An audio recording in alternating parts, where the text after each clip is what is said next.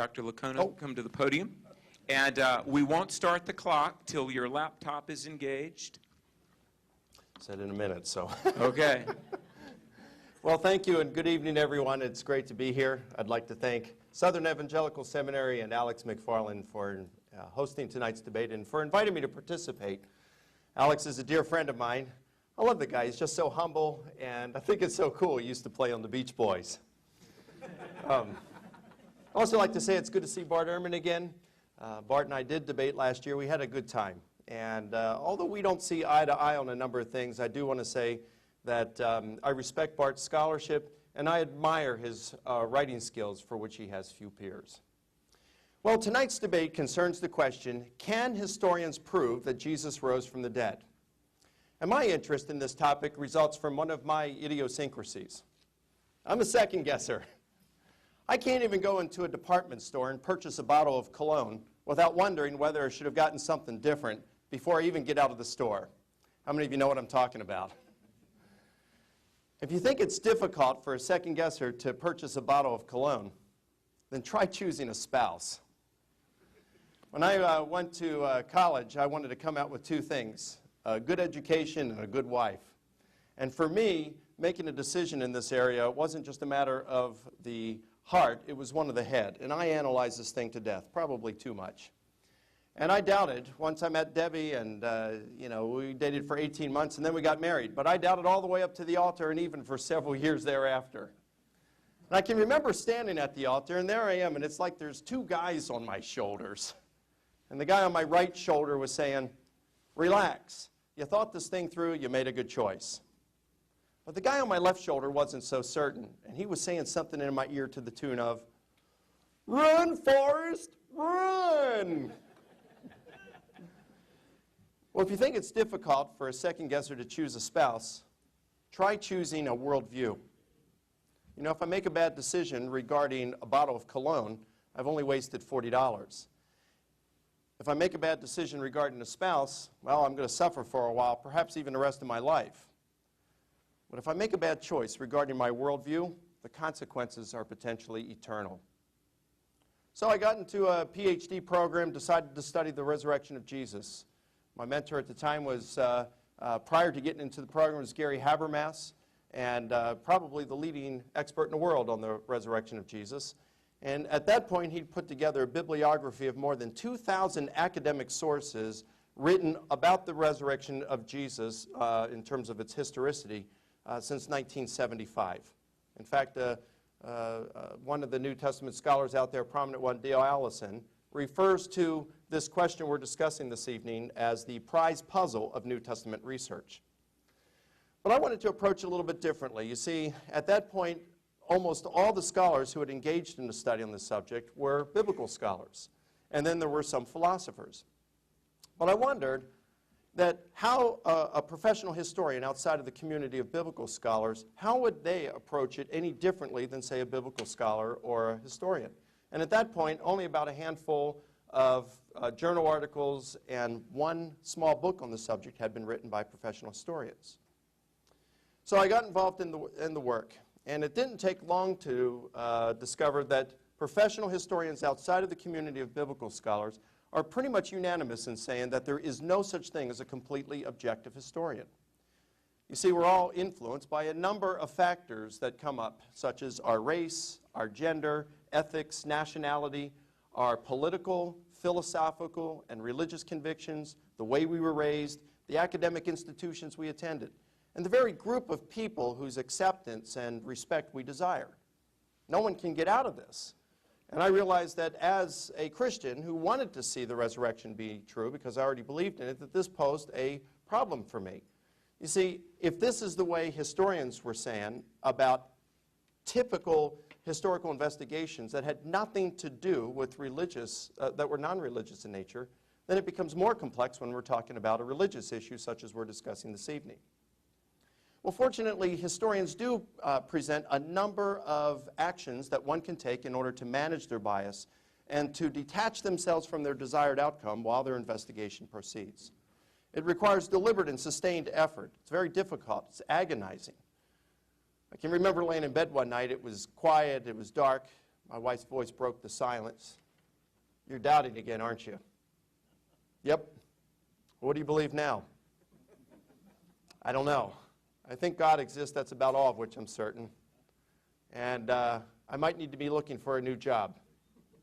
You see, here I was, a leader in the largest Protestant denomination in North America, and I wasn't certain any longer of what I believed. But for me, discovering and finding and following truth was, and it continues to be, the most important thing in my life. The average doctoral dissertation is between 60 and 80,000 words. Mine was over 250,000 words. But detaching myself from my desired outcome and strict adherence to controlled historical method consumed me. Well, now this evening I can't give you, in the limited amount of time that Bart and I have, I can't give you a good summary of all of my research. But what I can do, and what I'm going to do this evening, is this. I'm going to construct a case for Jesus' resurrection using two major building blocks: facts and method. Let's look at my first major building block, facts. John Meyer of Notre Dame puts it this way: there's a Jew, an agnostic, and a Christian. This is not a joke. A Jew, an agnostic, and a Christian who are all honest historians and well acquainted with first century religious movements. We're going to lock them up in the Harvard Divinity School library and tell them you can't come out until you've hammered out a consensus document on what we can know about Jesus apart from faith. We're going to establish this Jesus based on strongly supported data that are granted. They're so strong that they've persuaded nearly 100% of all scholars today studying the subject, including Christians, Jews, agnostics, atheists. Now, if we were to scroll down toward the end of that document, we would find no less than 3 facts pertaining to Jesus' fate and what may have occurred afterward. Now, I'm going to give you those 3 facts. I'll give you a few arguments to support them. I can't give you all of them. We just don't have time. And scholars do arrive at them sometimes through different routes, okay? But almost all of them arrive at these 3 facts. Fact number 1 is Jesus' death by crucifixion. Now, not only do a number of multiple independent Christian sources report this, some of which are quite early, but even a number of non-Christian sources. For example, Josephus, a Jewish historian from the end of the 1st century, and Tacitus, a Roman historian from the beginning of the 2nd, they both report Jesus' execution by the Romans. Fact number 2 is the appearances to the disciples. Now, that's short for saying that subsequent to Jesus' death, shortly thereafter, a number of Jesus' followers had experiences in both individual and in group settings that they perceived were of the risen Jesus who appeared to them. Perhaps the most interesting text on this is 1 Corinthians chapter 15, verses 3 through 8. Most scholars who study the subject agree that what we are reading here in these verses is an early oral tradition, or maybe even portions of a few of them, but early oral tradition that predates Paul's letter. And if it doesn't go back to the Jerusalem apostles themselves, Peter, James, and John, it was certainly something that the content was something for which they agreed. And this oral tradition says that Christ died, was buried, was raised, and that he appeared. And then it lists 5 post-resurrection appearances, 3 of which are in group settings. So what we have here, it appears, is a certifiably official and formal proclamation of the disciples on the resurrection of Jesus. But we can go further, because a number of ancient sources ranging from, say, 30 to 200 years after Jesus report that these same disciples were willing to suffer continuously for their gospel proclamation, that they were willing to die, and at least a few of them did die as Christian martyrs. Of course, this doesn't prove that what they were proclaiming was true. I mean, we're all too aware that there are Muslim terrorists who are willing to blow themselves up for their cause. But what this shows is, like with the Muslim terrorists, it shows that they sincerely regarded what they were proclaiming as being true. After all, liars make poor martyrs.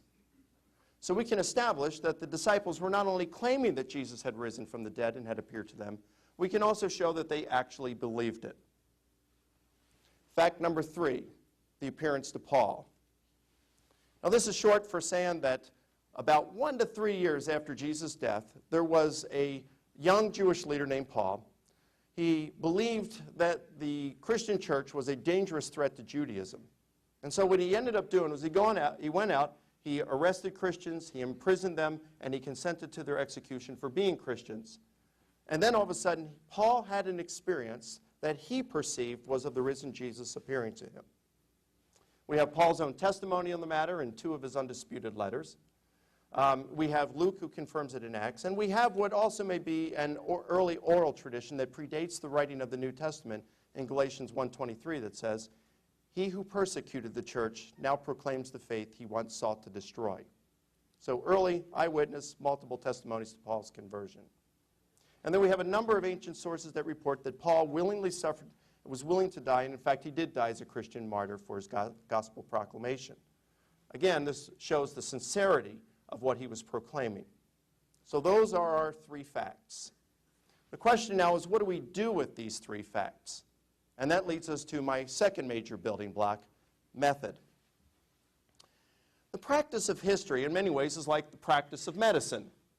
What a physician does is to look at the symptoms of a person and then tries to figure out the best explanation or make the most reasonable diagnosis that is most likely to produce those symptoms.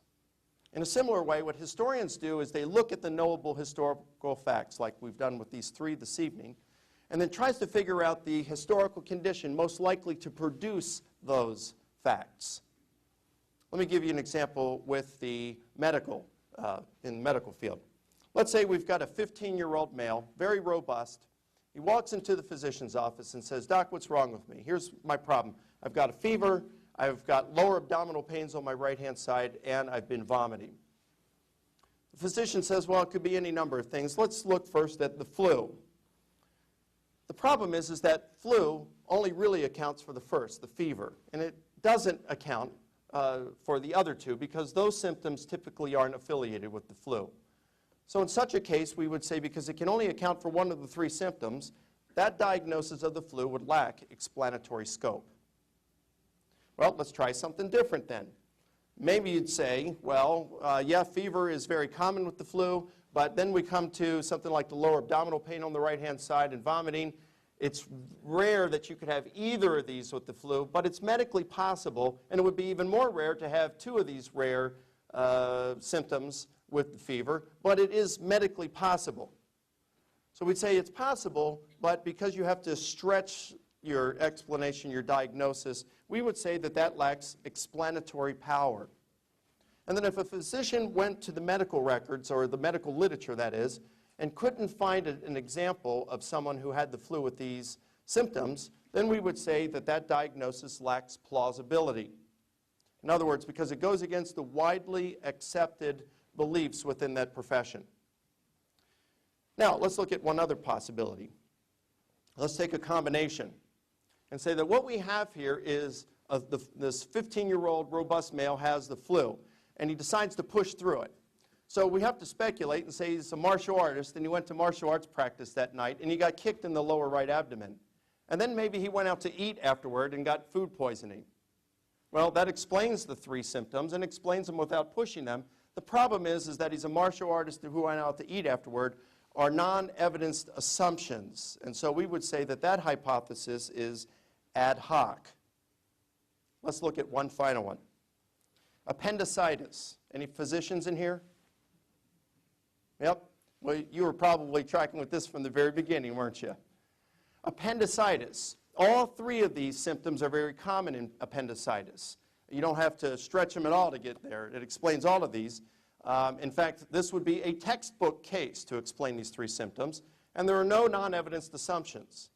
So although we would say that it's possible that this guy has the flu, it's possible that it could be any combination of events, the best explanation here, medical explanation, would be that he has appendicitis. You'd prep for surgery and remove his appendix.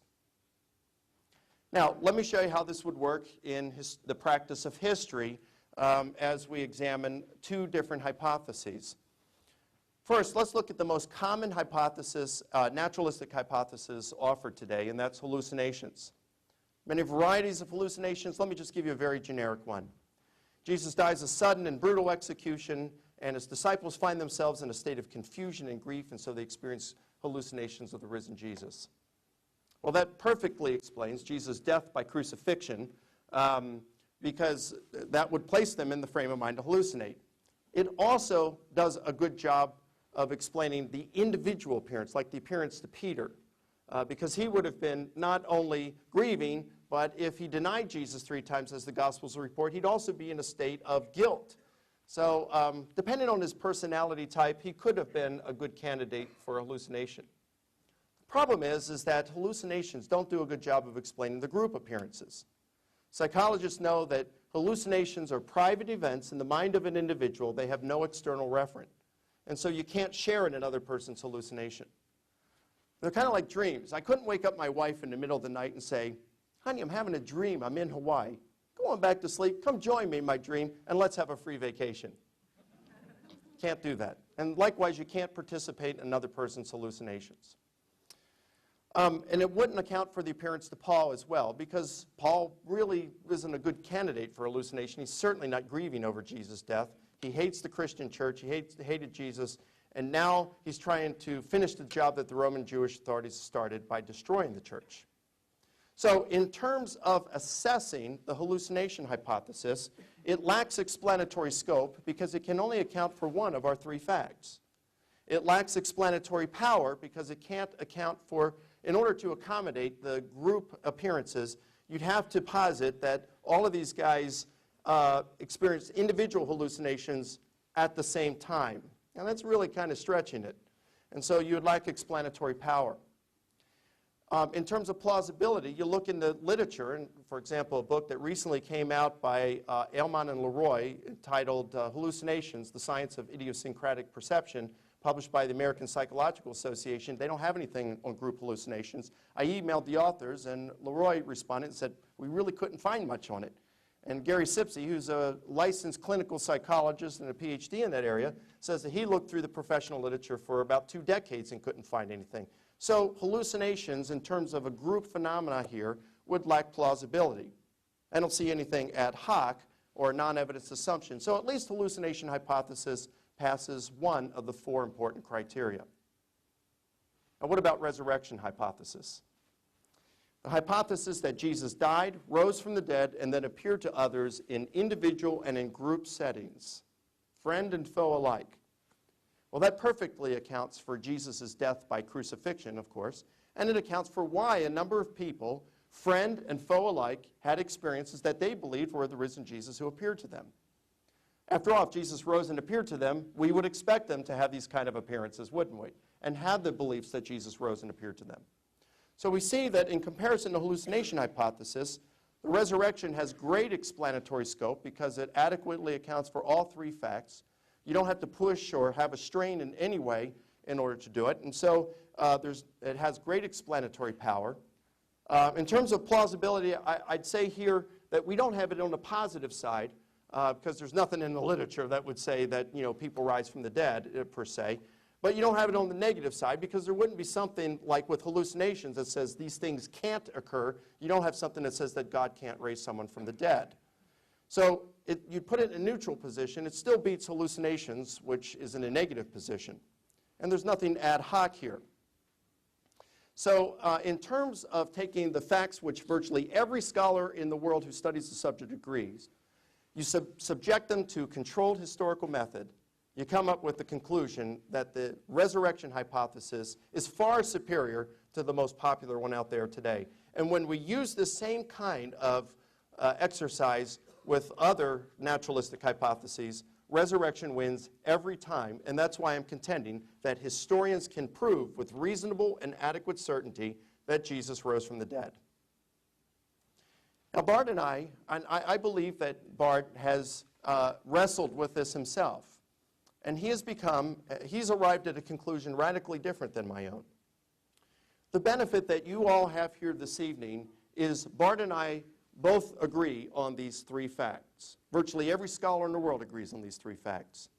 Where Bart and I disagree is on what to do with these facts. And so I'd like to encourage everyone here tonight, as we go throughout the debate, it's kind of hard to assess debates unless you're used to doing it.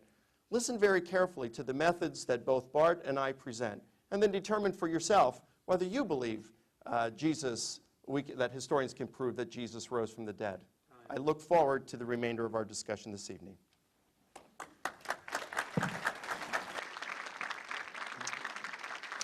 We'll give Dr. Ehrman a moment to get his computer ready, and when he has done so, we can begin. It will come out on the side screens.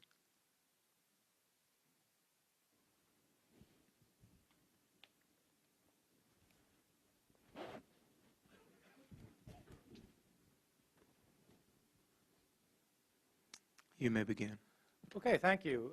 Thank you very much to SES for having me here, and for Alex for a pleasant dinner that we had. And thank you to Mike for debating with me again.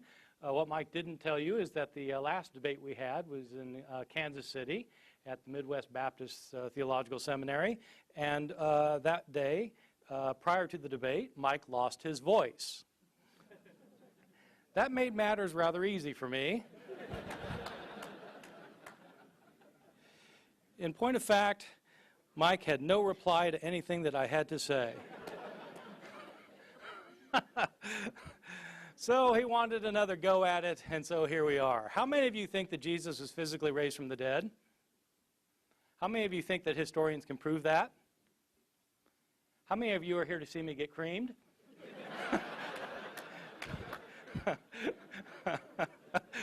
Yeah, that's what I thought. Driving over here, I had these visions of Daniel in the lion's den. Well, I'd like to thank Mike very much for that interesting and impressive opening statement. We are going to agree, I think, on a lot of things. We will disagree on the fundamental point. We will fundamentally disagree on the question about whether historians can prove Jesus was raised from the dead. I want to be clear that I am not arguing here that Jesus was not raised from the dead. That is not my argument. My argument has to do with, if Jesus was raised from the dead, is that something that is susceptible to historical proof? Can that be proven by historians or not? That is the question I'm dealing with, not the question of whether the event actually happened. The way I want to, I should explain right now, I'm not going to be responding to the things that Mike just said. We each have a rebuttal, and I was furiously taking notes while he was speaking, but I have a set speech that I'm going to be giving now, and I'll be responding to what he said in my second speech. So don't expect a refutation of what he just said now. Hold on to your hats for that. That will come, trust me. What I want to do in my talk is to talk about why it is historians cannot prove that Jesus was raised from the dead, and I'm going to have two major points. One area that I'm going to talk about has to do with what it is historians do for a living and what kind of things constitute proof for historians. Secondly, I'm going to look at the problems inherent with historians trying to demonstrate that miracles happen. And I will be arguing that historians, by the very nature of historical evidence, cannot ever prove that a miracle has happened, even if it did happen. It is beyond the realm of historical proof. But first, let me talk a little bit about what it is historians do. By and large, what historians do is establish what probably happened in the past. Historians establish what probably happened in the past. There are various levels of probability of what happened in the past, depending on what it is you're talking about. For example, if you want to decide what Bill Clinton was doing in 1992, you can pick almost any month and have a pretty well documented account of what Bill Clinton was doing in 1992, an account that would be convincing to all of us because you would have newspaper clippings, you would have magazine reports, you'd have TV clips, you would have lots of evidence. You'd have less evidence to discuss what Bill Clinton was doing in 1972, not inhaling or whatever.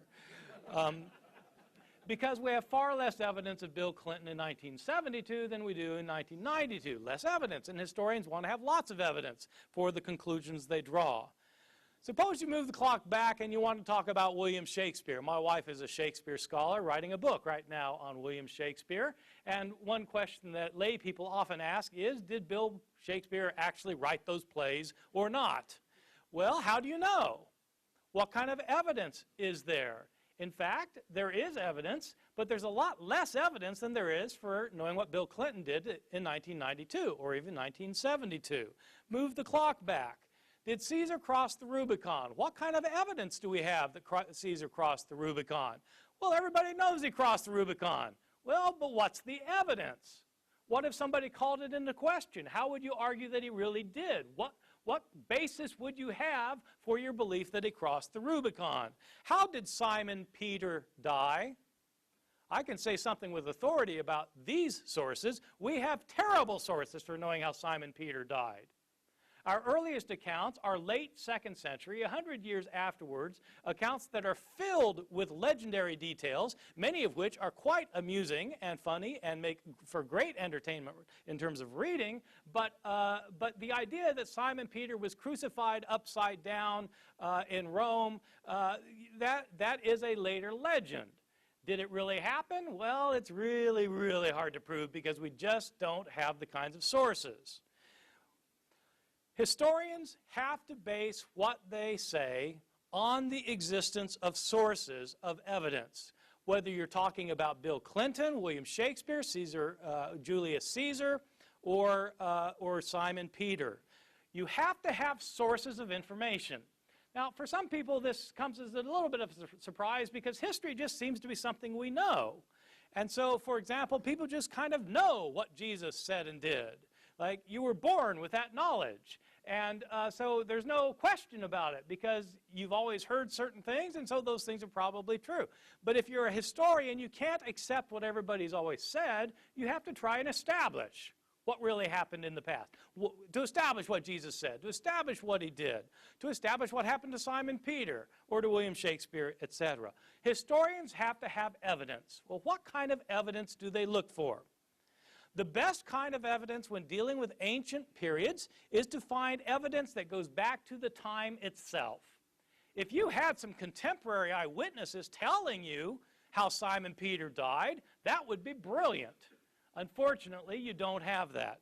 You would love, though, to have contemporary accounts written like the next day from the events. That would be great.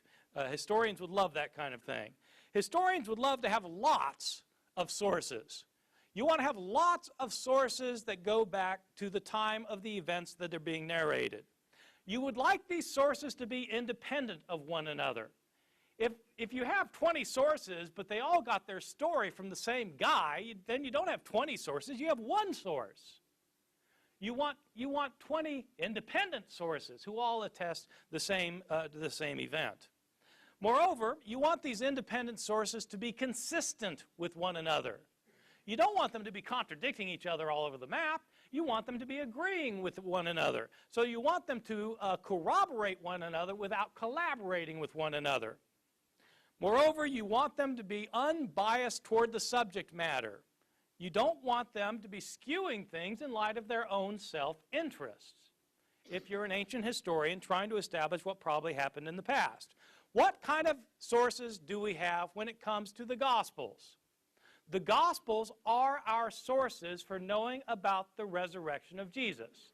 Are they the kind of sources that historians would want when trying to establish what probably happened in the past?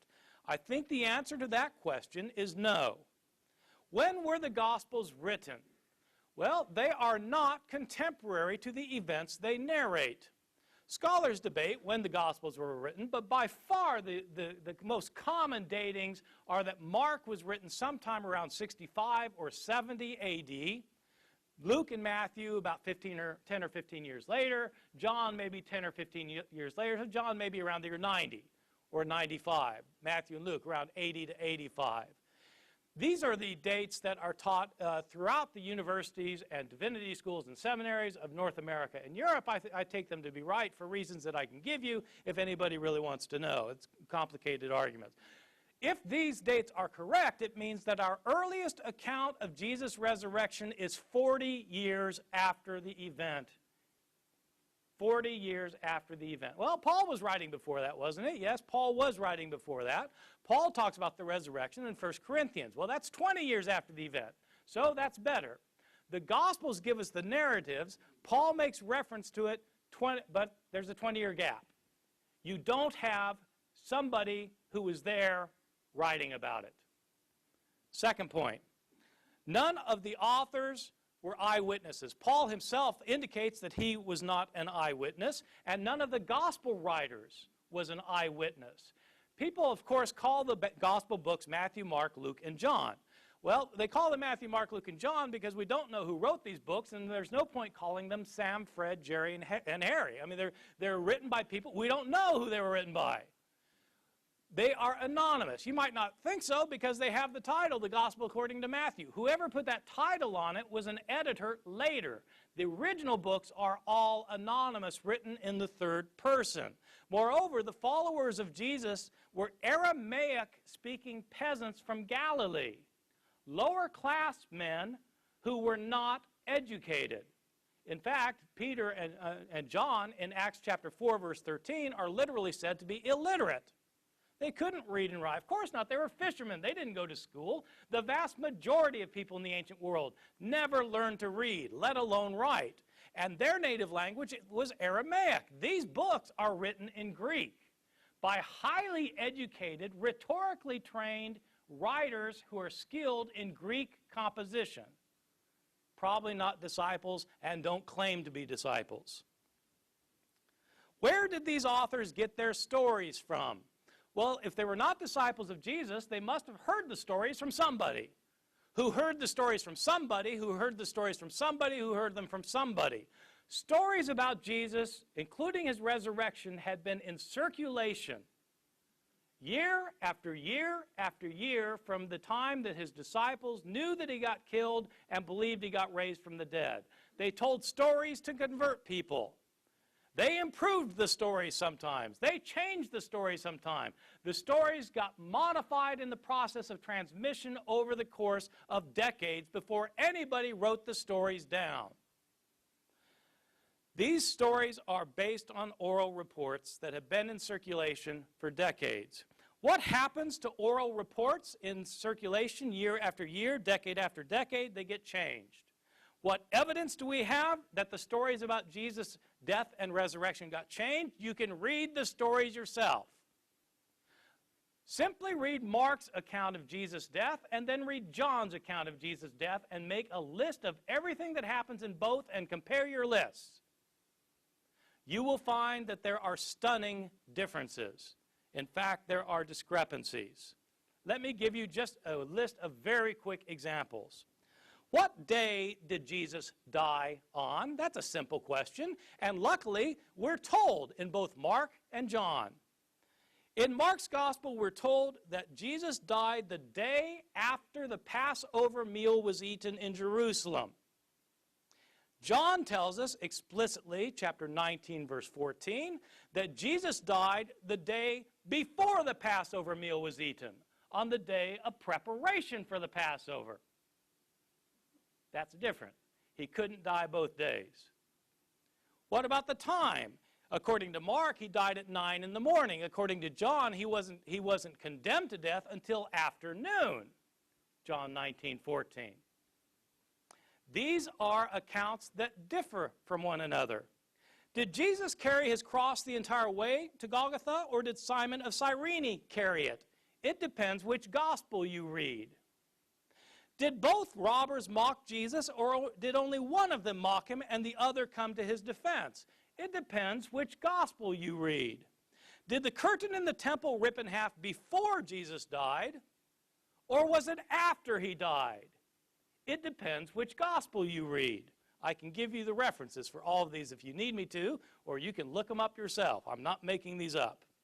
Those are just differences about Jesus' death. What about differences in the accounts of his resurrection? Well, who went to the tomb on the third day? Did Mary Magdalene go alone, or did Mary go with other women? Depends which gospel you read. If with other women, how many of them were there? What were their names? And which ones were they? It depends which gospels you read. Was the stone rolled away before the women got to the tomb or not? What did they see in the tomb? Did they see a man? Did they see two men? Or did they see an angel? Depends which gospel you read. What were they told to tell the disciples? Were the disciples supposed to stay in Jerusalem to see Jesus, or were they supposed to go to Galilee? Depends which gospel you read. Did the women tell anybody, or were they silent about it? Depends which gospel you read. Did the disciples ever leave Jerusalem? Or did they never leave, or did they leave and go to Galilee? Depends which gospel you read. My conclusion, these are not reliable historical accounts. There are too many discrepancies. The accounts are based on oral traditions that have been in circulation for decades. Year after year, Christians tried to convert others by telling them stories to convince them that Jesus was raised from the dead, and they changed their stories while trying to convince people. These authors were not eyewitnesses. They're Greek-speaking Christians living many years after the fact. They're telling stories that Christians have been telling all these years. There was nobody there taking notes. Some of the stories were invented, many were changed. For this reason, these accounts are not as useful as historians would like as historical sources. What I've given you so far is really just kind of child's play compared to the real problem of why historians cannot prove the resurrection. And this is what I want to spend my last 3.5 minutes on, the real problem. Mike and I agree that what historians try to do is establish what most probably happened in the past. That is the task of history. You can't prove the past. You can only give evidence for the past, and some evidence is more certain than other evidence. All the historian can do is show most probably what happened. What are miracles? Miracles, by definition, are the least probable occurrence of an event. If a miracle was not least probable, it wouldn't be a miracle. If somebody could walk across the lukewarm water in your swimming pool, that would be a miracle. If the water was frozen, it would not be a miracle. But if it's lukewarm, I can tell you, none of you here could do it, and nobody in this world could do it. That's 6 billion people, so what are the chances of one person being able to do it? It would defy the way nature naturally works. I'm not saying that there are natural laws that are written down someplace that you can't break or you get in big trouble. Scientists today don't talk about natural laws, but scientists do talk about highly predictable ways that this world works. And one of the ways it works is that if you are a sentient human being trying to walk across the lukewarm water in your swimming pool, you won't be able to do it. What if somebody could do it? What would be the chances? The chances would be infinitesimally remote that anybody could do it. Well, what if somebody could? Okay, let's say somebody could. The chances of them being able to do it are infinitesimally remote. Can you prove that this person probably did it? No, you can't prove it because you can't repeat the experiment of the past to show he did it. That's the problem with history. It's not like the natural sciences. The natural sciences work by repeated demonstration. And so, for example, if I wanted to show you that bars of iron will sink in that swimming pool and bars of ivory soap will float, all I need to do is to get 100 bars of both and start chucking them in. I'll chuck in 100 bars of iron, they'll sink every time. I'll chuck in the soap, they'll float every time. That gives us a predictive probability of what will happen the 101st time. That's how sciences work, by repeated experimentation. Historians don't have that luxury. Historians can only establish on the basis of surviving evidence what probably happened in the past, and by definition, miracles are the least probable occurrence, or else they're not a miracle. This creates the dilemma for the historian and is the reason why historians cannot prove Jesus was raised from the dead. Historians, by their very nature, establish what most probably happened in the past, but a miracle, by its definition, is the least probable occurrence in the past. The least probable occurrence cannot be most probable. This is the problem with the resurrection. even if it happened, it defies imagination and cannot be accepted as a historically proven event. Belief in the resurrection. If you believe in the resurrection, it is for theological reasons. The resurrection is a theological assertion about what God did to Jesus. It is not and it cannot be based on historical proof. Thank you.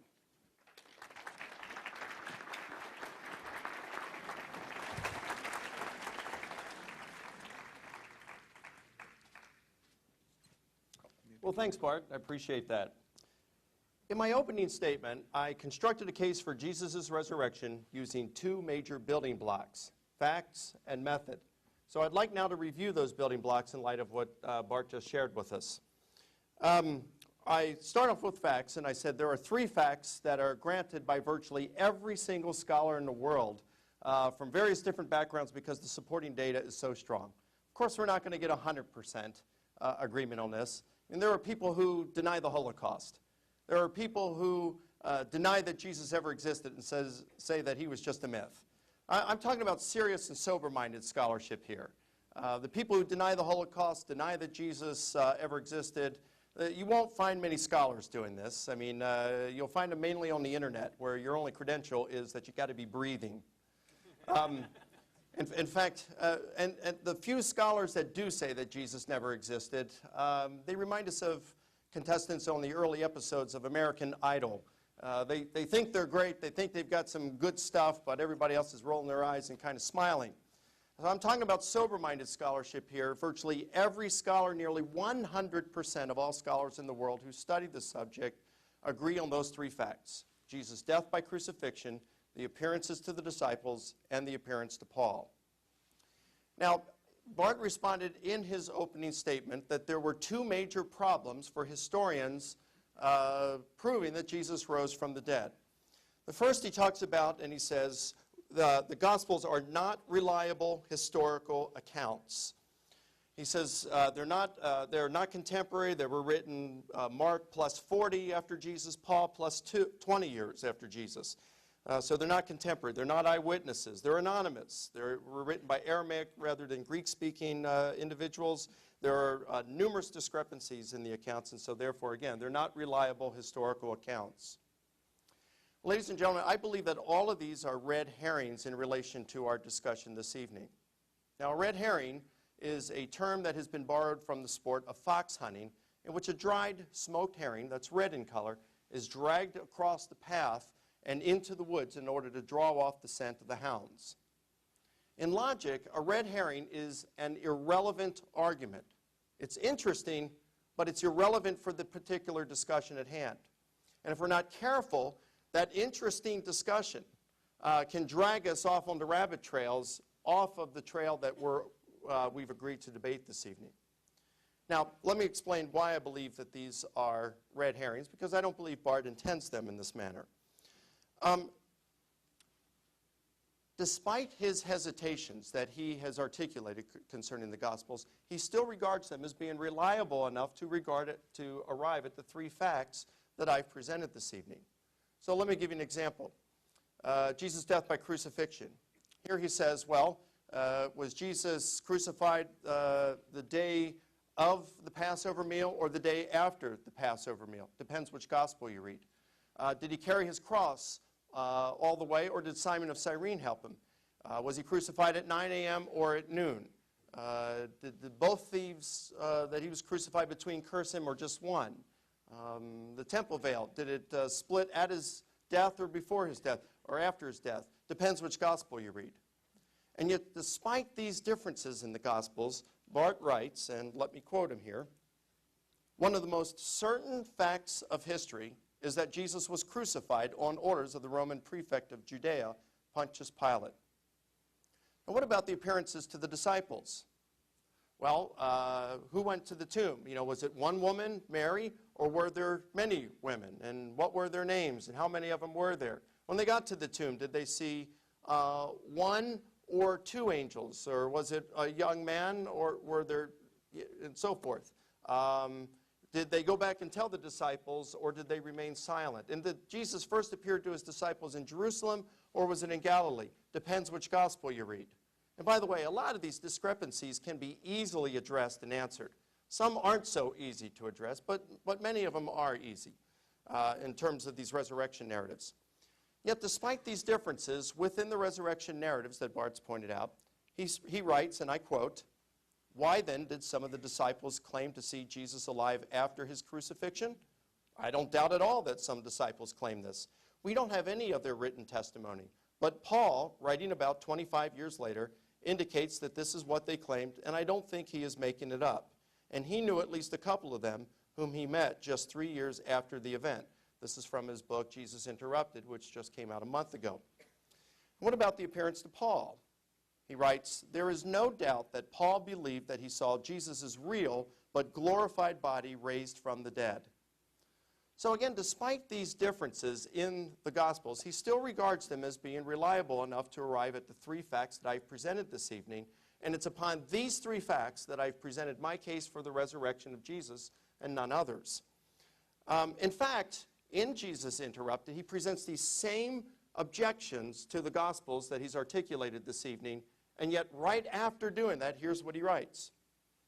How is it possible to use such sources to find out what really happened historically? In fact, there are ways. Scholars have devised some methodological principles that, if followed closely and rigorously, can give us some indications of who Jesus really was. So again, we do have methods to, even if we believe that the Gospels have some of these problems that Bart has articulated, we can still, they're not unsalvageable. I mean, historians can still get stuff out of the Quran, even though we may not believe that it's divinely inspired and is problematic. So what I'm saying is when we applied strictly controlled historical procedures, we can go to the Gospels, the New Testament writings, and literature, and we can still arrive at these three facts that I presented this evening, facts which both Bart and I agree upon with nearly 100% of modern scholars. So that's why I'm saying they're red herrings. So we both agree on these three facts. Where we disagree is on what we do with these three facts. And that's what brings us to my second major building block, method. Now, in my opening statement, I said that historians should assess a number of hypotheses using four important criteria: explanatory scope, explanatory power, plausibility, and less ad hoc. And the hypothesis that best fulfills these four criteria is what probably occurred. Now, Bart seems to be guided by a different method. For him, probability, the real problem that he says, is that in order to prove something, you can't prove the past events, but you show what most probably occurred. I agree if we're speaking of proof in the term of absolute or 100% certainty. And again, that's not how I'm using it this evening. It's not how historians use it.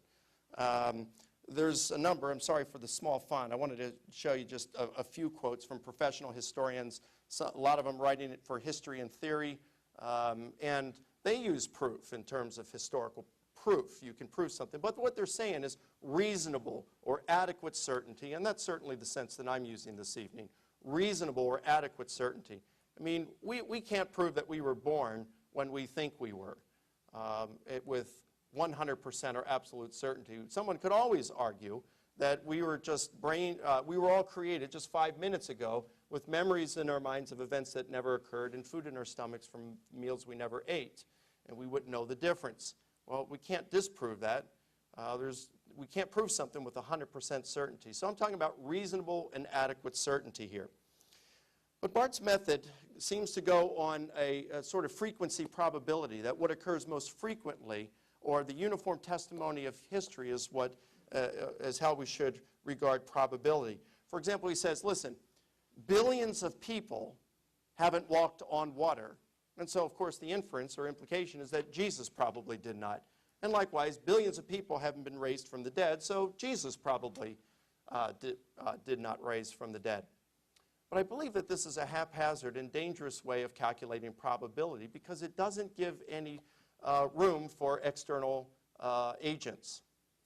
Let me give you an example. Let's suppose that he was talking about the lukewarm water by the pool. Let's suppose that I've got my family by the pool, and years ago when my son was really young, I take him by the hands, and I support his weight, and I walk along the side of the pool while I hold him over the water, and he walks on water.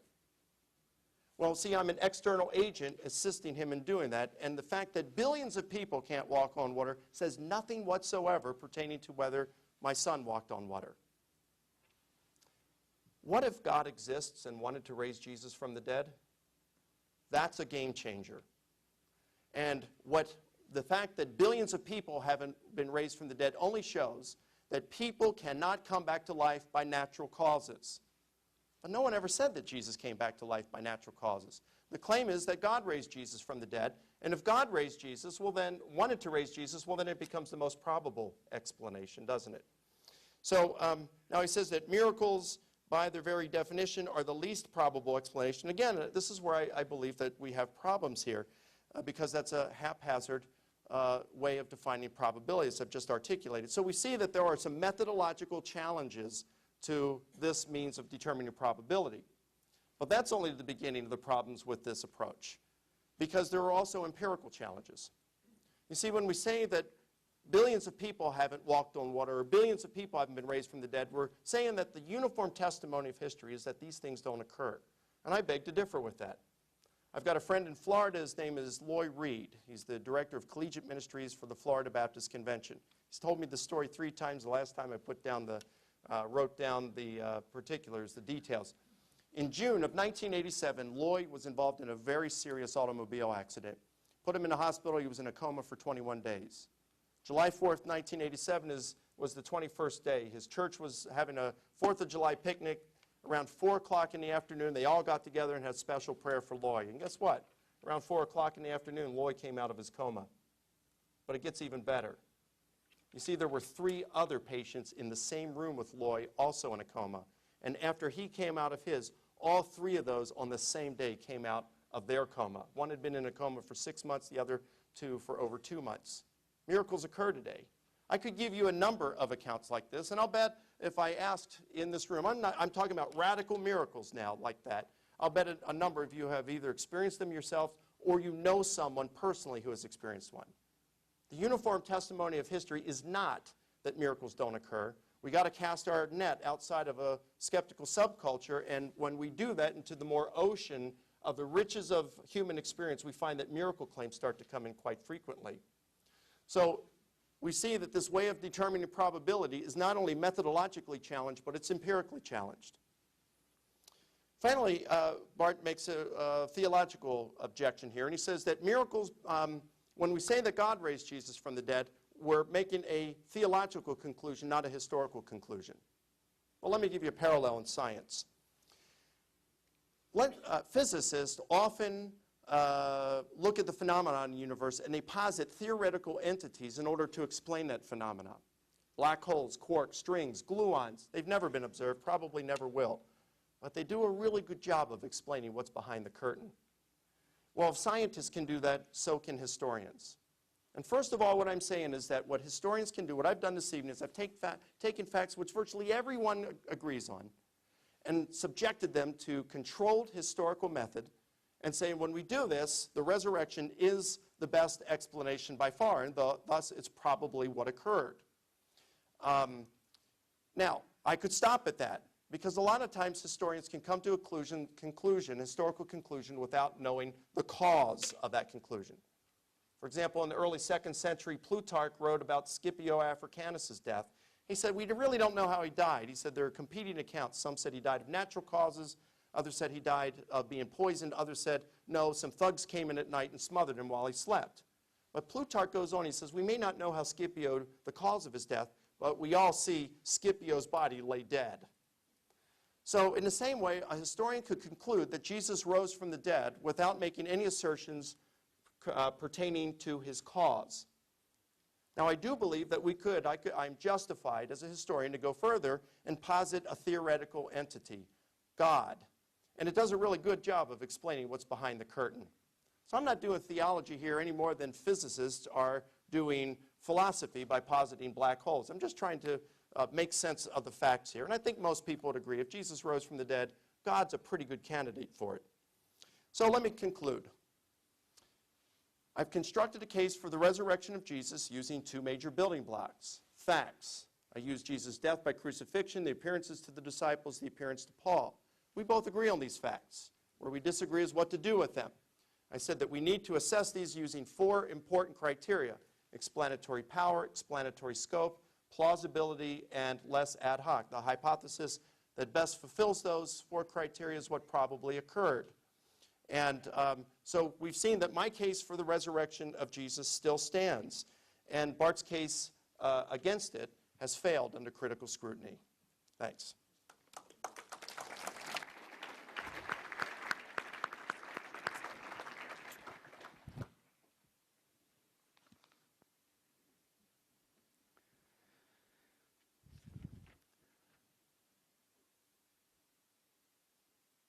Okay, well, this is where things start getting very interesting indeed. Thank you for that response, and I've been eager to respond to both of your talks, Mike. So I have a lot of things to say, more than I probably will be able to say in these 15 minutes, unless I really hustle. So let me start with where Mike started, that most historians agree that you can't approach history without presuppositions, but you should try to separate yourself off from your conclusions as much as possible and separate yourself from the desired outcome of your investigation. Fine. Now, let's ask whether Mike or I or neither of us is doing that. Mike wants to maintain that, in fact, he has separated himself off from the desired outcome of his investigation. And so I ask, is it just an accident that the outcome of his investigation leads him precisely to where he started? He started believing in the resurrection of Jesus. He engaged in a historical exercise discussing the resurrection of Jesus, and he concluded that Jesus was raised from the dead. Is this an accident? Is it a result of historical method? Well, I can contrast this with me. I started out my historical investigation believing that Jesus was raised from the dead and that historians could prove it. This was my view for many years, having gone to Moody Bible Institute and having taken classes on apologetics and having, in fact, given numerous speeches in which I tried to demonstrate that Jesus was raised from the dead. This is where I started from. I, too, decided to look at the historical evidence for it as dispassionately as I could, and I came to the opposite conclusion. My study did not lead me back to the place where I started. Mike's did. Is that an accident? I don't know, but I somewhat doubt it. Let me talk about Mike's facts and Mike's methods. Mike gives 3 facts, and these sound impressive because there are 3 of them. And anytime you've got 3, you just need a poem and you've got a sermon.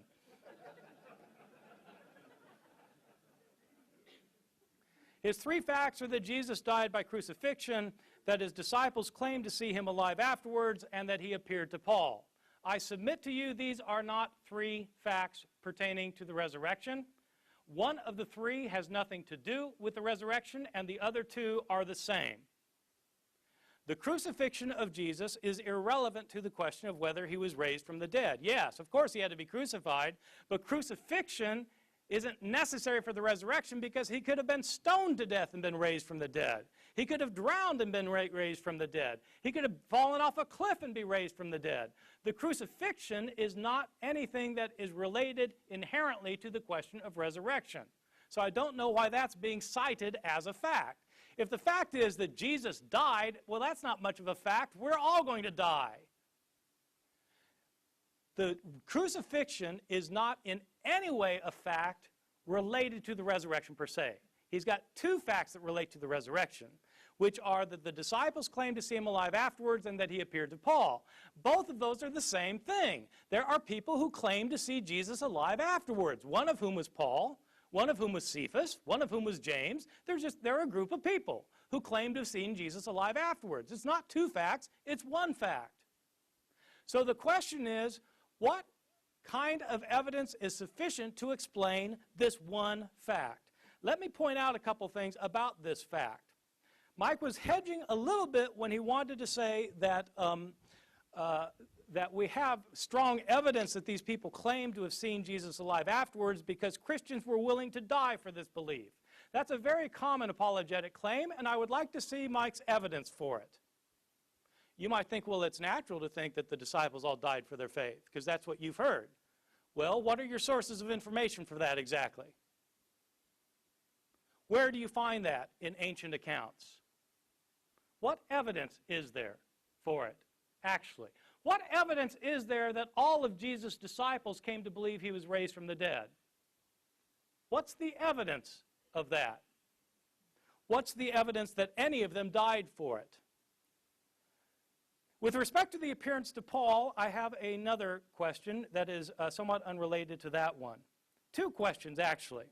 Mike wants to insist that he wants to stick to strictly historical procedures when investigating these facts. So I have a question that I want to ask him, and I want him to follow strict historical procedures in answering it. When Jesus appeared to Paul allegedly, how did Paul know that it was Jesus? How did Paul know it was Jesus? Paul was not one of Jesus' earthly disciples and didn't know what he looked like. So how did Paul know it was Jesus? I don't want a supernatural explanation. I don't want him to say God told him it was Jesus. I want a historical explanation.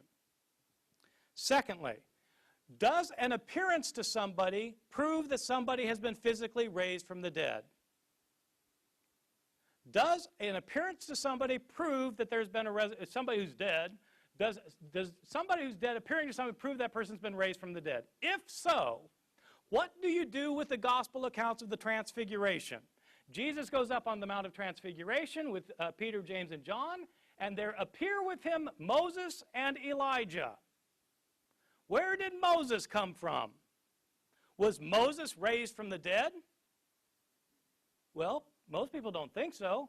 Most people think this is some kind of visionary experience, unless you think Moses was raised from the dead. If it's a visionary experience, how do you know that the apostles didn't have visionary experiences? I would say that it is prejudicial to call visionary experiences hallucinations. Hallucinations is a derogatory term, and I'm not going to use that because I don't believe in hallucinations. But at the end of my talk, if I have time, I am going to talk about the possibility of visions. People having visions. They have visions in the New Testament. Paul has a vision. Peter, James, and John have a vision. Visions happen without physical people being present. Why not visions of Jesus? I'll get to that toward the end. After the three facts, which I think can be reduced to one fact, Mike wants to talk about historical method. He has four criteria: explanatory scope, explanatory power, plausibility, and an explanation that is not ad hoc. He maintains that hallucinations don't pass these methodological criteria, but his hypothesis does. The best explanation that passes all four criteria is that Jesus really was raised by God from the dead. This does have explanatory scope and explanatory power. Does it have plausibility? Plausibility is the big issue because unless you posit the existence of God, you cannot claim that it's plausible that Jesus was raised from the dead if he were truly dead. The only explanation for Jesus being raised from the dead that I know of is that God raised him from the dead. That's fine if that's what you believe. But you believe it because it's a belief. Historians cannot prove what God has done. God is beyond historical proof. God could do anything he wants and there'd be no way for us to know. We don't have criteria by which to evaluate the way that the Almighty works in this world. If you think you do know how the Almighty works in the world, it's because you're a theologian. It's not because you're a historian. Historians have no access to the divine realm. Mike wants to claim that he is not talking as a theologian but as a historian, but I submit to you that's precisely what he's doing, and I think he contradicted himself when at one point he wanted to say that of course it was God who raised him, and then later he wanted to say he's not talking theology. If you talk about what God's doing, that's theology. It's not history. The historian can tell you that Jesus was crucified. Historians, I agree with Mike completely. Historians will tell you that Jesus was crucified. This is, I believe, about as a certain historical datum as you can get from the ancient world, that Jesus Christ was crucified under Pontius Pilate. The historian can describe to you the process of crucifixion and can tell you what probably happened when the crucifixion took place. What the historian cannot tell you is that Jesus was crucified for your sins. Now, you may believe that Jesus was crucified for your sins. I think most of you do believe that. That's a theological claim. It's not a historical claim. The historian has no access to whether Jesus died for your sins or not. The historian can tell you what happened during the Protestant Reformation between the Catholics and the Lutherans, but the historian cannot tell you which side God was on. The historian cannot tell you that the reason the Protestant church succeeded is because God was behind it. The theologian thinks that, if they're not Catholic, but not the historian. Mike, in short, is doing he's doing theology, not history, and as a final demonstration of that, if Mike wants to claim that the appearances of Jesus have to be explained by the physical resurrection, then I want to ask him, what about the miracle claims of other religious traditions? Do you accept them as well? What about the claims of Muslims about miracles? Forget about the Muslims. Let's go back to the ancient world. What about the pagans? We have pagan holy men who are said to have been able to heal the sick, cast out demons, raise the dead, who ascended to heaven. Apollonius of Tyana was seen by a follower afterwards. It is well documented. Do we say that the only possible explanation is that he was raised from the dead? Somehow I don't think so. So what's the difference? If the difference is, if he's going to claim the difference is, well, we have 4 accounts for Jesus, then it turns out that my initial statement was not a red herring, because these 4 accounts are problematic. We need an explanation with explanatory power. I think that, and that is plausible. I think virtually any explanation for the appearances is more historically probable or plausible than a claim for the resurrection, unless you're a theologian and want to assert on theological grounds that Jesus was raised from the dead. But if you're just sticking with the criteria that historians follow, any explanation is more probable than a miracle. Let me give you 2. People have visions of people who have died. A man will see his wife 2 weeks later after she's died, will see her in his bedroom. Sometimes these visions can actually be hugged and touched and talked with. They do happen in groups. The Virgin Mary shows up to hundreds of people at the same time, and you can interview them today. Do you think she really shows up? I don't. Do they really think she showed up? Yes, they do. Visions, even by multiple people, happen all the time. It is not at all implausible that after his death, Jesus was experienced in a vision by one or more of his disciples. That explains the appearances without appealing to miracles. Let me give you a second, rather crazy idea. I'm not claiming this is what happened, but it does strike me as interesting. In the Syriac tradition, Jesus was allegedly known to have a twin brother, Didymus Judas Thomas. Looked just like him. Here's the hypothesis. A few weeks after the resurrection, somebody from a distance saw Judas Didymus Thomas and said, "There's Jesus!" And he disappeared. A couple of days later, someone else saw him. "There's Jesus again." People thought they saw Jesus. He died. He must have been raised from the dead.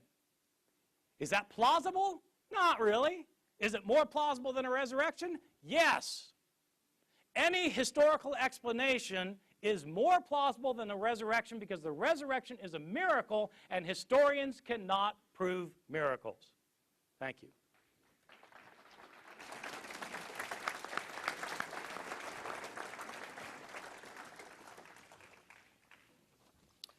Ten minutes to answer 7 objections. Okay, let's hit right into it. He still agrees with me on these 3 facts. He hasn't disputed those. Again, it's the method where we disagree. Now, he said, I mentioned about detaching myself from my desired outcome, and he says, okay, Mike started with belief in the resurrection, he ended there. And Bart started with belief in the resurrection, but he jettisoned it along the way, and so who's doing the more historical investigation? This is a red herring, ladies and gentlemen. Questioning whether I was able to overcome my bias. I really did agonize with it. I don't expect people to believe this, but as a second guesser, this is something that was very important to me, and I can say that I got to a point during my investigation that I could have gone either way.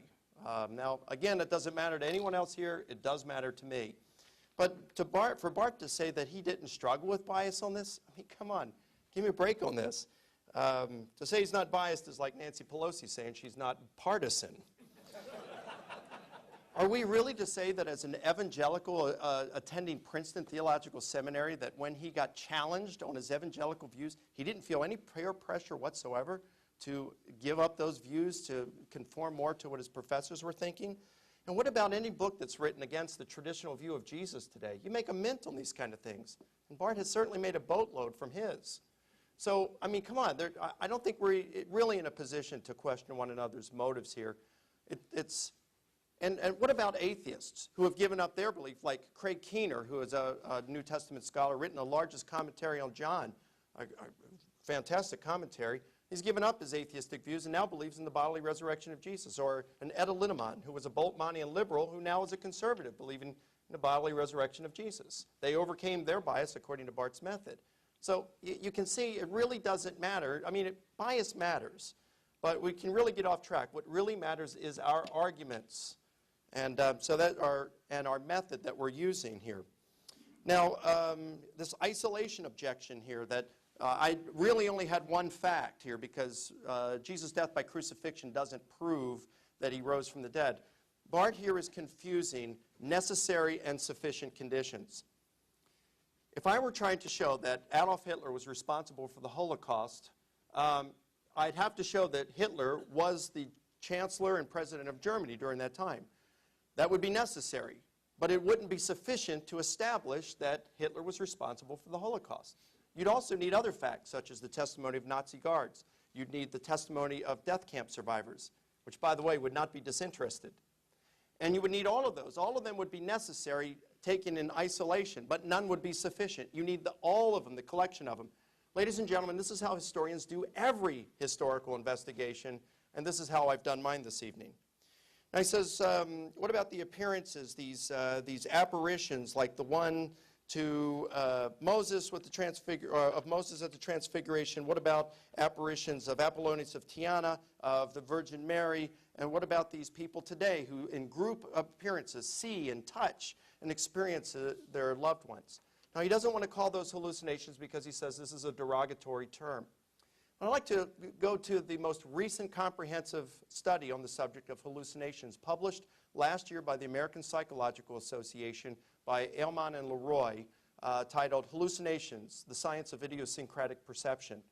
And here they say that hallucinations up through the first half of the 20th century, yes, they were. It was a derogatory term. But in the profession of psychology, it's no longer derogatory, that it's a normal experience that we all have. Or I shouldn't say all of us, about 15% of the general population have, and you can be totally mentally healthy and experience a hallucination. Now, a little on hallucinations here.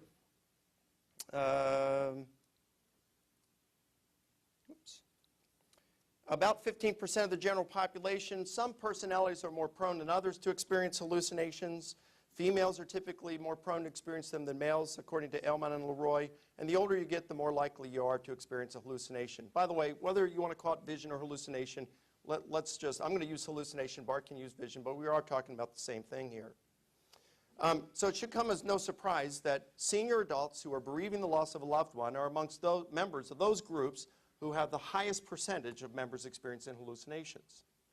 So hallucinations are experienced in different modes. You can hear something, you can see something, smell, taste something, feel something, have the sense of something like you're falling. That's a kinesthetic hallucination. Now, what about the disciples experiencing hallucinations here? Well, we already saw in my opening statement, Paul's an unlikely candidate for it because he hated the church, he hated Jesus, certainly not grieving over his death. I showed that in terms of the group appearances, no, that's very unlikely because you can't participate in the hallucinations of another.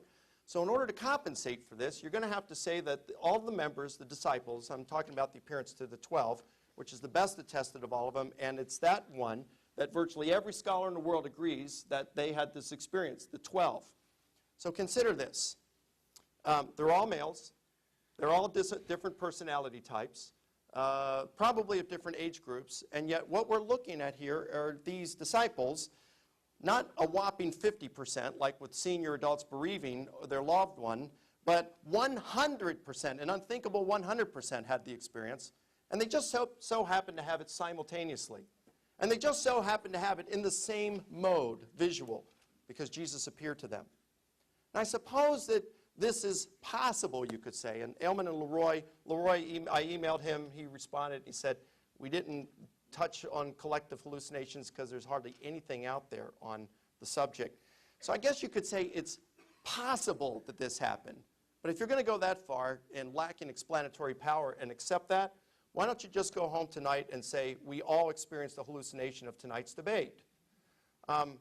Listen, it's very difficult for the hallucination hypothesis to account for the known historical facts. Resurrection does it very well, however.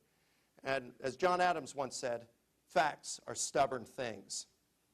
So when we talk about these group appearances, we can see that rather than call into question the resurrection hypothesis, they actually show us that reality is far more complex than a lot of skeptical scholars would have us believe today. Now, in terms of the plausibility, he says, you got to posit God. No, I don't have to posit God in the resurrection hypothesis to get to the conclusion. I just have to be open to it. I think that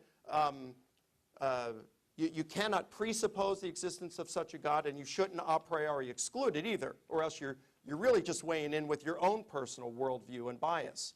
What historians need to do is adopt a position of openness and say, let's let the facts speak for themselves. If you don't do that, you place yourself in a dangerous position where you allow yourself to be guided by your biases and your worldview. And bad philosophy corrupts good history. Now, in terms of the, let's see here.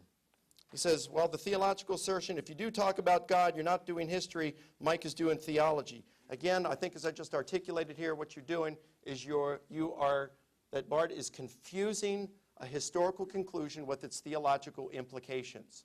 What I've shown here is when we apply strict historical method to facts which virtually everyone agrees, the only plausible conclusion here, or one that really fits it with all the four criteria, is the resurrection hypothesis. It's the only one that works. And so I can arrive at this historical conclusion. Now, I could arrive there and just say, Jesus was raised from the dead, again, without saying God raised Jesus from the dead, and I think I'm totally within my right as a historian to do that and leave a question mark there. If I want to go further, I just simply do what physicists do and posit a theoretical entity, and as I said, God I think, is a good candidate for the position there. So I don't think there's a problem with that. Again, I think he's confusing a historical conclusion with its theological implication. And let's see. Judas Didymus Thomas. I guess that's the last one. Judas Didymus Thomas. What about that in this other literature? Bart knows that this literature is quite late. In fact, there's a scholar that he highly respects. I don't have time to show it. But there's a scholar that he highly respects. And he says, this scholar says, that if you want to know about Jesus, you got to go to the canonical Gospels because the others just don't tell us about the first century church or about Jesus. You have to go to the canonical literature. The scholar was Bart Ehrman. And so, again, another red herring we have here. We got to go with where the evidence points. And we got to use the best sources. Bart has already said that by using strict and controlled methodological procedures, we can find out about Jesus, a number of things about him. I've tried to do that this evening. And I want to encourage you, don't look at the biases here this evening. Yes, I have a bias. I've not made any pretense to the contrary, but I've worked hard at minimizing that bias. And I want to say focus on the method. Thank you.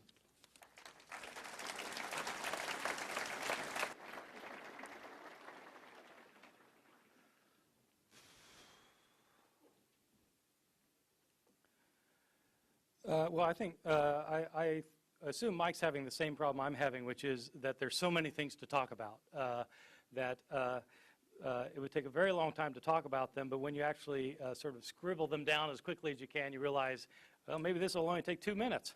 So we will, how long do I have for this? 10? Well, no problem. Okay, good. So, all right, 3 facts. I'm insisting that Mike doesn't have 3 facts pertaining to the resurrection. He has 1 fact. The crucifixion is not related to proof for the resurrection because Jesus could have died in some other way. Now, you notice Mike didn't actually answer that objection when I said he could have been stoned to death and raised from the dead. As it turns out, crucifixion is not a necessary condition. The only necessary condition for a resurrection is death, not death by crucifixion.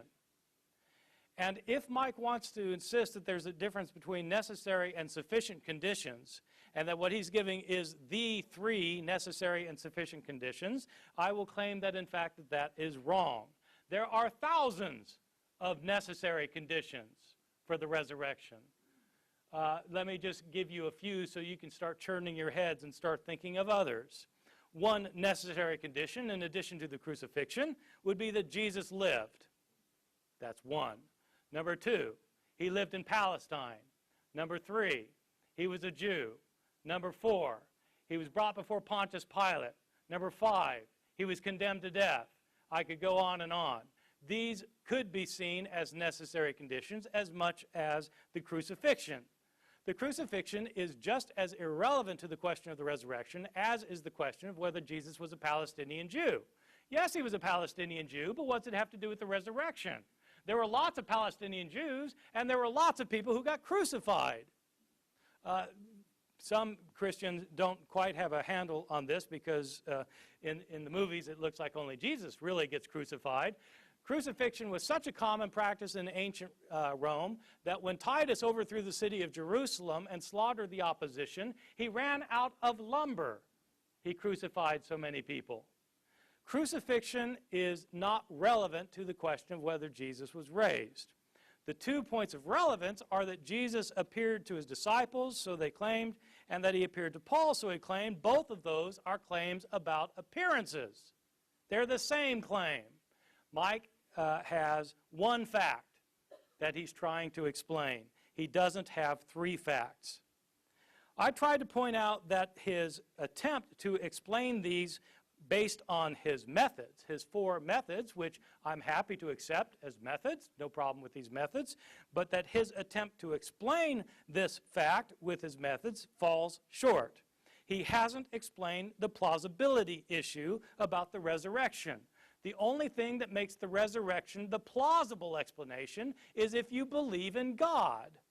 You have to believe in God in order to have a resurrection. When Mike says that he doesn't have to appeal to God for the resurrection, but he has to be open to the hypothesis of God, let me ask him, what other option is there if God didn't raise Jesus from the dead? Is there another historical option that I haven't thought of, that has never come out before, that Jesus physically got raised from the dead after having been dead, completely dead, and then been brought to life? Is there some other way to think of that other than God? I haven't heard him tell me what that might be, and I would love to know what it could be. You have to appeal to God if you're going to say that Jesus was raised from the dead, and the problem is God is beyond the ability for the historian to deal with. Historians can't deal with the divine realm. They can only deal with the human realm. They can't deal with the divine realm, and resurrection by its very nature has to do with the divine realm. Let's talk about hallucinations for a little while. I'm happy if Mike wants to say that visions are the same as hallucinations. Okay, fine, then let's talk about hallucinations and or visions. He pointed out that one of the most common forms of hallucination is bereavement over a lost one. Somebody you love died. What was Jesus exactly to the disciples? He was their deeply loved master, whom they thought was going to do great things. The Gospels are consistent in their claims about what the disciples thought about Jesus. Sometimes they don't understand him, they don't quite get it, but they at least understand that Jesus is the Messiah and they expect great things from him. What happens to Jesus? Does he do these great things? No, he goes to Jerusalem and gets arrested and gets crucified. This radically disconfirmed what the disciples thought Jesus was going to do. Some of them may have thought that he was going to spark a revolution against Rome. Some of them thought that he might be God's power to overcome the Roman presence in Palestine. They all seemed to think that Jesus was going to do something great. Rather than doing something great, Jesus was crucified, their beloved master. It would not be surprising, given the data that Mike himself has given, that they had visions of him afterwards. If 15% of the population has visions, and usually if it's of a loved one, well, I would say the disciples qualify. Paul is a different matter. Paul is a very interesting case, one that I think requires a lot of investigation, because we have very limited evidence of what exactly Paul experienced. Paul is very reluctant to tell us exactly what it was. Of course, the book of Acts has 3 accounts of the vision on the road to Emmaus. The road to Damascus. But these accounts have internal tensions between them. They're hard to reconcile with one another. Paul apparently had some kind of experience. But I continue with my question that Mike hasn't answered. Sticking at it from a strictly historical point of view without appealing to anything divine, how did Paul know it was Jesus? How did Paul know it was Jesus?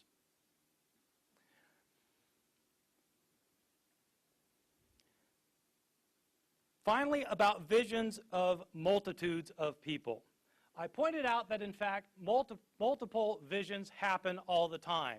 They happen in our day, as research clearly shows and as most of you know. They happened in biblical times when Peter, James, and John saw Moses and Elijah. 3 people, not 1 person. Moreover, in modern times, we have multiple appearances of Mother Mary. Happens every year. Whether we happen to believe it or not, the people who see these things believe it. I think the best explanation is that the disciples of Jesus had visionary experiences, and they interpreted these as, in fact, being visions of Jesus, who was alive afterwards. A couple of other quick questions as they occur to me. Mike wants to claim that the best attested resurrection appearance of Jesus was to the 12. Does he really believe that? Did Judas Iscariot see Jesus? If not, who were the 12? This is a later tradition that stands in conflict with other traditions. The reason that it matters that these sources are at odds with one another is that in any particular case you have to ask whether you can trust them. If he wants to insist that the vision to the 12 was the best attested, then I want to know whether he thinks Judas Iscariot was one of the 12. Remember, in the book of Acts, this is before they elect the 12th member, and it's before Paul converts. So if he really thinks he appeared to the 12, explain that to me, please. I also have set out another plausible explanation for how people thought they saw Jesus alive afterwards. There is an established tradition in Syriac Christianity that Jesus had a twin brother. Maybe they saw the twin. You think, well, that's crazy. Yes, that's a little bit crazy. Is it as crazy as the idea that a man is raised from the dead? Well, no, you say, because God did raise Jesus from the dead. That's fine. That's your theological judgment. But on historical grounds, we know that twins are mistaken for one another. What historical grounds are there for a resurrection? The historian cannot appeal to God, and without God, you cannot have a resurrection. Thank you.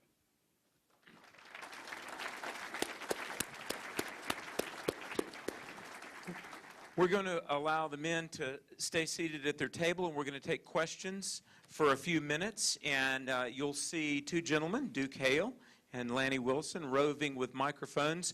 So what we're going to do is give some questions directed to the members, and then we'll allow a couple of general questions. And again, please make it a question, not a treatise. Let's start over here. Duke, who over here on this side has a question for Dr. Ehrman? Hands raised. Okay, over here.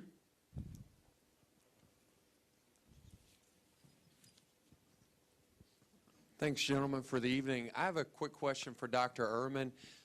One of the things that you mentioned about how the disciples were uneducated and how they probably spoke Aramaic and that the New Testament is written in Greek, couldn't they have just gone out and gotten really good scribes and dictated to them who put it down in really good Greek and it wouldn't call into question their testimony? I'm sorry. Who are you imagining? The gospel writers, you mean? Well, I'm talking about really the testimony of, say, the disciples, that they wanted to, or you could even say whoever wrote the gospels. We'll go with that. But about that this is that basically that you have these people who had these real experiences. And it just seems to me that maybe you're saying that, hey, these disciples, how could they have been the real sources if they couldn't read or write? Do you see what I'm trying to say? Yeah. Maybe I'm not articulating it very well. No, it's a great question, but I'm just trying to get clear because depending on which question you're asking, I'm going to have a different answer. That's why I'm just trying to clarify. Okay, thank you. So the question, I think your question is suppose you've got eyewitnesses who are Aramaic speaking, and they can't read or write. They can't read or write, and they narrate their experiences to a Greek-speaking scribe who copies it down and then writes the gospel. Sir. Is that your idea? Yes, sir. Yeah. Okay, good. Yeah, thanks. So I've got several things to say about that. One is that, well, for one thing, there's no source that in the ancient world that suggests that that's the way it happened. The old sources suggest that these were actually written texts written by disciples. This is from the 2nd century. So we don't have any traditions of dictation going on. Second thing, if what's going on is dictation, then I don't think you could really say that dictation is going on, because the way dictation works is you speak a word and somebody writes it down. So it would have to be something like somebody kind of gives the gist of the idea and somebody composes a story around the gist of the idea, because otherwise it's not dictation. Dictation is when somebody's sitting here actually writing down my words, and so that doesn't work for the Gospels. The bigger thing is that scholars for 150 years have realized that these Gospels all have similar sources, because there are word-for-word agreements among Matthew, Mark, and Luke that are impossible to account for unless they're copying one another. Somebody's copying somebody else.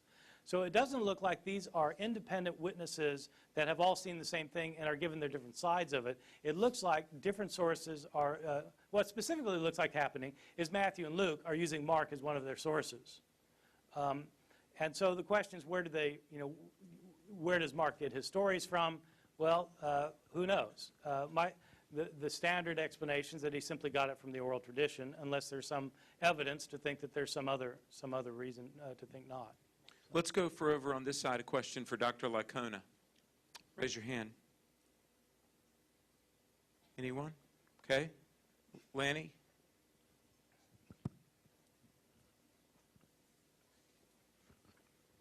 Hi, Doctor. Do you think that there's any difference between the miracles that you say occurred today, say in a hospital, versus the miracles that we see in the New Testament? Good question. Yeah, I don't see anyone walking on water today. But I think a difference here would be the context in which these miracles occur. Today, let's suppose we've got a blind man who's 50 years old. He's walking down the street. He was born blind. He's an atheist, never prayed. He's walking with his wife. Let's say that all of a sudden, for no reason, he gets his sight. Well, was that a miracle? Maybe, maybe not. Probably not. Probably more like an anomaly, I would tend to think. But let's suppose you take the same blind man walking down the street with his wife, same time, and some guy, a total stranger, walks up and says, "In the name of Jesus, you will now see." And at that very moment, the guy gets his sight. Well, is that a miracle? I think so. The difference is the context in which it occurs. It's charged with religious significance. Now, something in which Bart and I will disagree here, and I will admit it's not part of the three facts. It's not part of historical bedrock. There is disagreement among scholars on these things, that I'm about to say. But I do believe that they are historically defensible, and that would be that the context in which Jesus did his miracles, I believe it's historically defensible that Jesus did have a self-understanding that he was divine. And I do believe that we have a very good case historically can be made. In fact, I've got 6 arguments I could give to show that Jesus predicted his violent, imminent death and subsequent resurrection by God.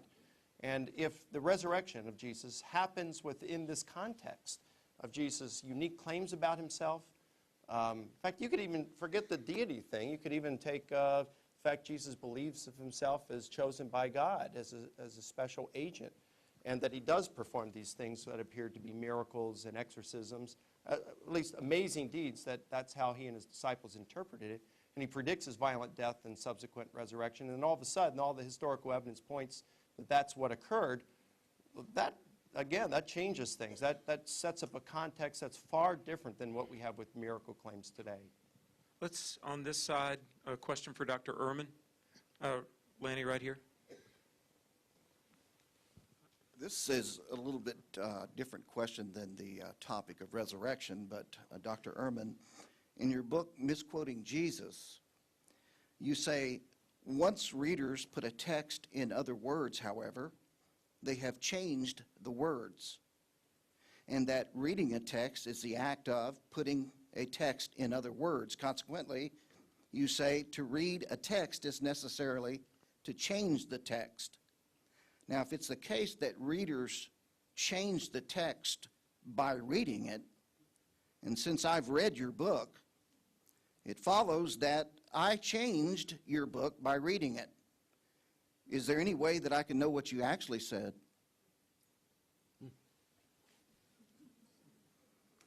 I wish you wouldn't have changed my book.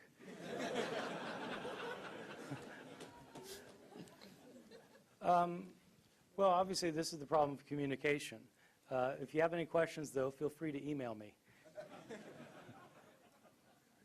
if I read your email...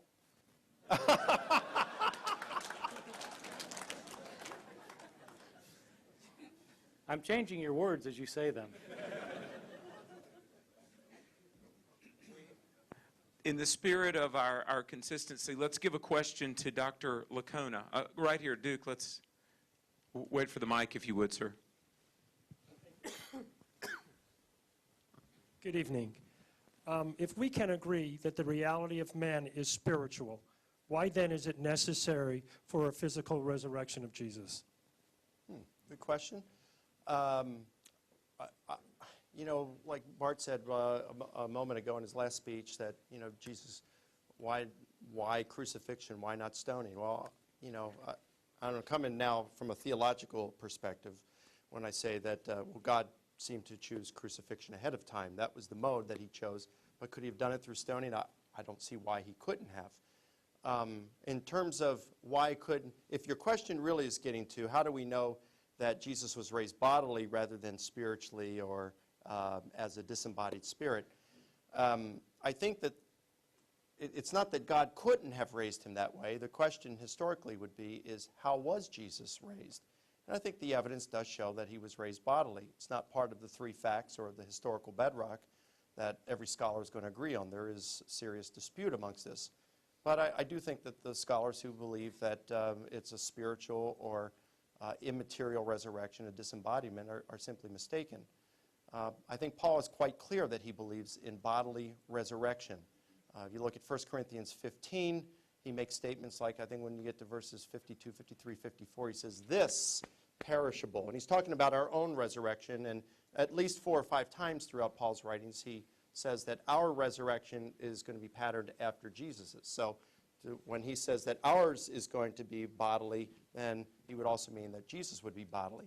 So when he says this perishable will put on the imperishable, and the Greek term he uses there is a further clothing, like to put on this coat over my shirt. It's a further clothing. This mortal will further clothe itself with immortality. So there's not a disembodiment, there is a clothing over. If you go to Romans 8:11, he says, the Spirit who raised Jesus from the dead will also give life to your mortal bodies.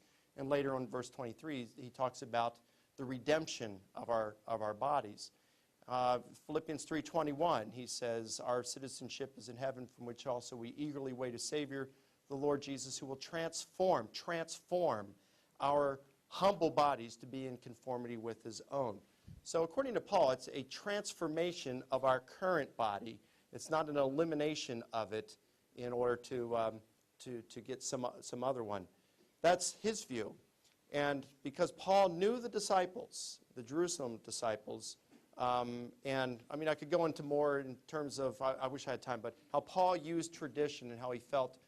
You could see where he, in 1 Corinthians 7, where he would not change the Jesus tradition. He was very, very careful to distinguish between his opinion, Jesus tradition, and an apostolic ruling, which had the same degree of authority as the Jesus tradition, but he distinguished the two.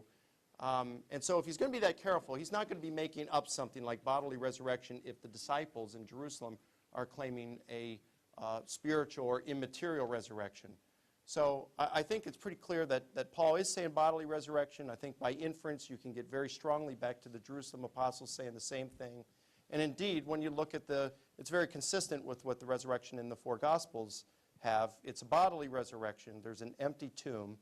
I'm not saying that I've proven an empty tomb here. I want to be careful with that, but I'm saying that what Paul is saying with bodily resurrection is consistent, completely consistent with what the Gospels present in their resurrection narratives. We're going to take a couple more directed to either men.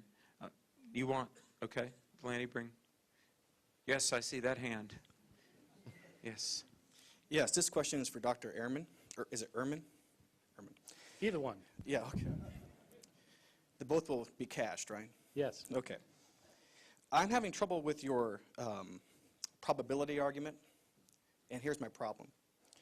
You have a premise, it seems like there's 1,000 or 1 billion people die, and then you infer, therefore, it probably doesn't happen. It seems like there has to be another premise in there that's a non-historical premise about the nature of probability. So when you charge Dr. Licona with giving an historical explanation for the resurrection, it looks like when you give historical explanations, it requires a philosophical premise. So what sort of premise do you have to get the conclusion that certain things are less plausible from the fact that 1,000 occurrences have happened?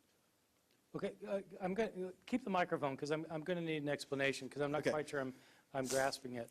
So I'm saying that if you throw 1,000 bars of iron in water and they all sink, that it's plausible that if you do it 1,001 times, it'll sink. That's saying the same thing twice, right? No, I'm saying that you throw another one in. It's plausible that you can expect that it's going to sink. Right, but the premise doesn't entail that. I don't know what you mean. For example, I can observe 1,000 occurrences of the sun. This is David Hume's problem of induction. I can observe the sun rising and setting for millennia, but that doesn't get me to the conclusion it will probably rise tomorrow without a philosophical assumption. That's right. And that's And so the he difference thinks that between philosophical assumption is, yes. it can't be proven. So I'm Yes, thinking, but see, that's the problem between scientific demonstration and historical demonstration. Because with the bars of iron and with the rising of the sun, you are talking about predictive probabilities of what's going to happen next. Whereas with history, you're not talking about predictive probabilities of what's going to happen next. You're talking about probabilities of what already did happen. So you can't use scientific method in order to establish historical plausibility. right, but that doesn't sound like a historical position, because this history just tells us what certain things did happen. No, it You're shows trying to say, but then you're trying to infer plausibility, which history- is fine. I'm not saying you can't do that. No, history It does sounds like not you're using tell us- philosophy to do this. History doesn't tell us what did happen. History tells us what probably But happened. that's what you're after, right? What did happen? By giving We the have best no explanation. access to what did happen. Okay, well, We have access only to what probably happened. What probably happened? We're going to take 2 more questions. This is the lightning round. So over on this side, Duke. Question for either gentleman. For both, actually. And whoever would like to take it first, that'd be fine.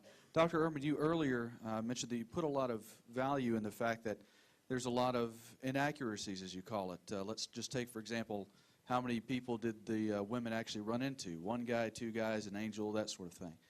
But could either of you address how the differences, there are a lot of differences between how we today require a chronological, modern Western point of view in storytelling versus perhaps how the stories may have been constructed in a more Middle Eastern narrative of that time period, and how that might account for perhaps some of these discrepancies?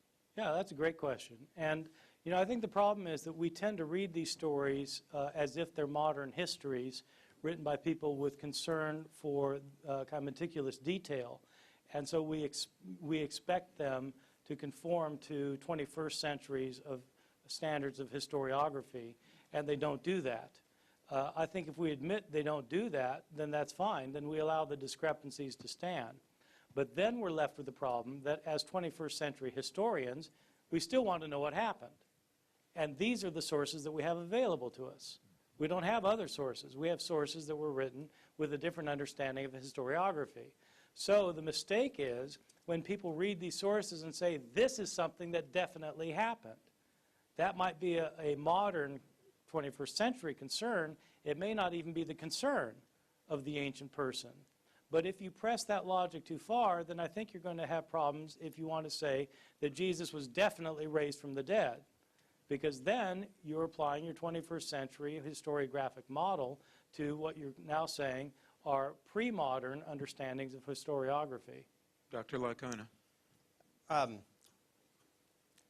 Ancient biographies. The Gospels are a subset of Greco-Roman biography. Richard Burge has an excellent book on it. It's called What Are the Gospels? It's been very influential within the world of New Testament scholarship. And ancient biographers did vary in the amount of liberties that they would take when writing biographies. They certainly took liberties at times. And that's why you do have some of the discrepancies, like the day Jesus was crucified. I think that John probably altered the day in order for to make a theological point there. But that doesn't mean that Jesus wasn't crucified. We can look at certain things, and there are certain questions that we're not going to be able to answer, such as the posture of the angels, where they were inside or outside the tomb when they were talking to the women. But when the Titanic sank, you may be interested to know that when it sank, there were eyewitnesses, and they disputed one another. They contradicted one another on whether the ship broke in two prior to sinking or whether she went down intact. Now, how on earth could you make a mistake like that when you are sitting in a lifeboat and watching her sink? But yet they did contradict one another. That didn't warrant the conclusion that the Titanic didn't sink. What you do is you say there's a peripheral detail for which we just can't know the answer, and didn't know the answer until the Titanic was discovered. Same thing with what we find in the Gospels. There are going to be some things with these differences that we just aren't going to know the answer to. We're not going to be able to figure it out. There are some things in history we just can't prove.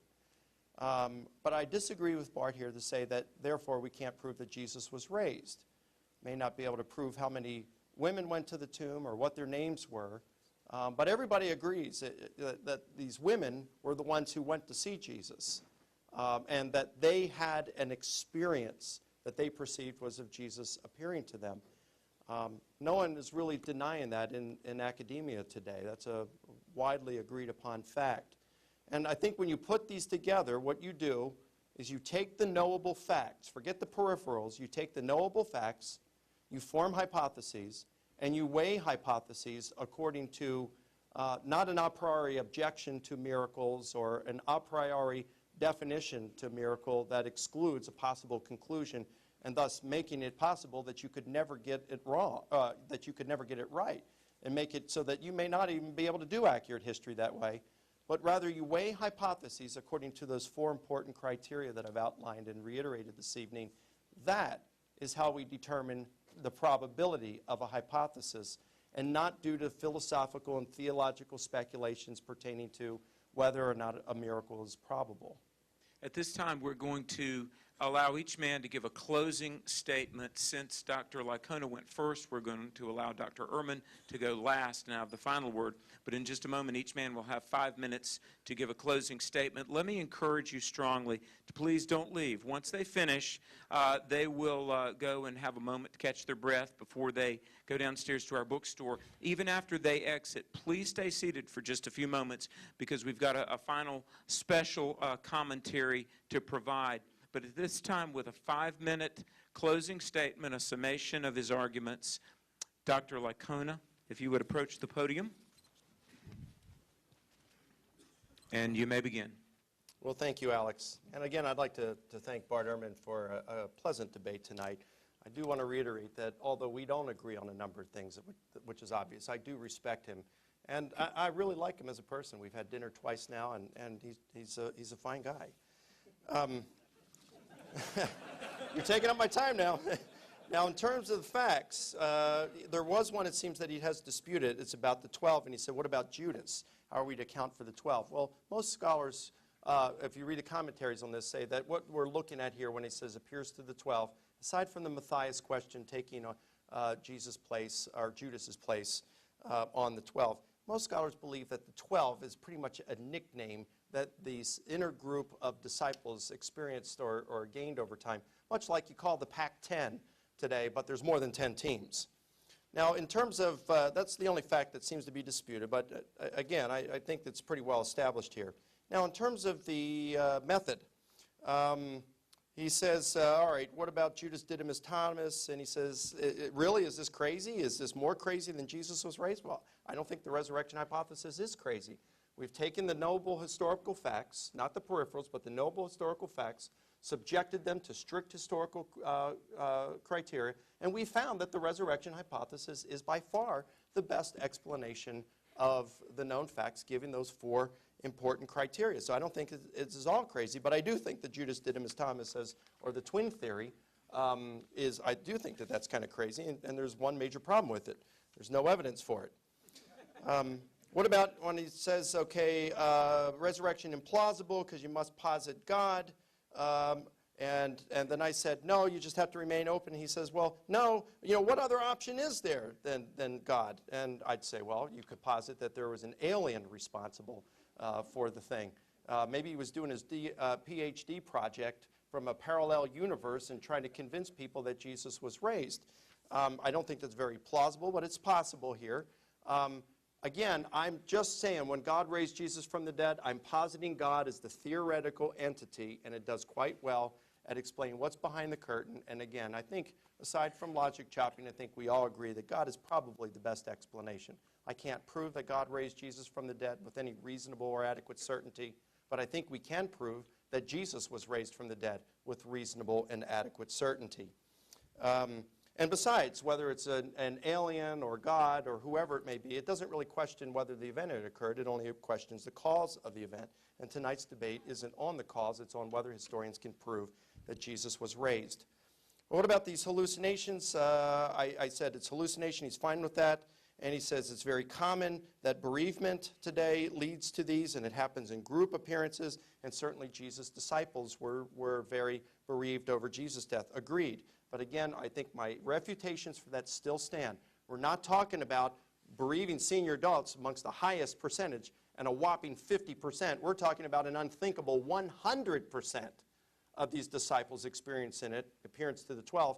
And it just so happened that it occurred simultaneously. And just so happened it was in the same mode, visual. Again, I really believe that this strains at rationality, and that this kind of proposal doesn't even approach having a reasonable chance of being true. And in fact, these group apparitions, I think that, I don't disagree that they occur. I think that they do occur, but we've seen that they're not hallucinations. I think that this really shows that these group apparitions are evidence for a spiritual dimension. They do suggest that there's an afterlife. Therefore, they give plausibility to the resurrection hypothesis. And in terms of these, the miracles that are occurring today, if they occurred today, then it gives more plausibility that they occurred in the past, and therefore that adds plausibility to the resurrection hypothesis. And again, probability about the 1,000 ivory bars and natural causes, again, it excludes the possibility of a natural agent, and we can't exclude the possibility of God raising Jesus from the dead. We just have to be open to that if we're going to be objective historians. So I'm not going to throw out a historical conclusion, because some skeptical scholars can't stomach the implications that there is miracles involved. So again, I think that my case for the resurrection of Jesus still stands, and I believe that Bart's case against it this evening has continued to fail under critical scrutiny. Thank you.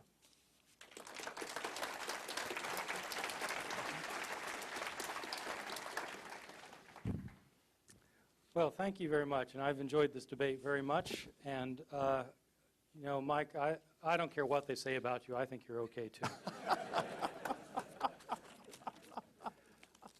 Historians base their findings on sources. The more sources, the better. The less biased sources, the better. The more the sources corroborate one another, the better. The less they have collaborated with one another, the better. Historians don't have that kind of source for the resurrection of Jesus. They have sources that were written decades later by people who were not there to see these things happen, who have heard stories about these things by word of mouth.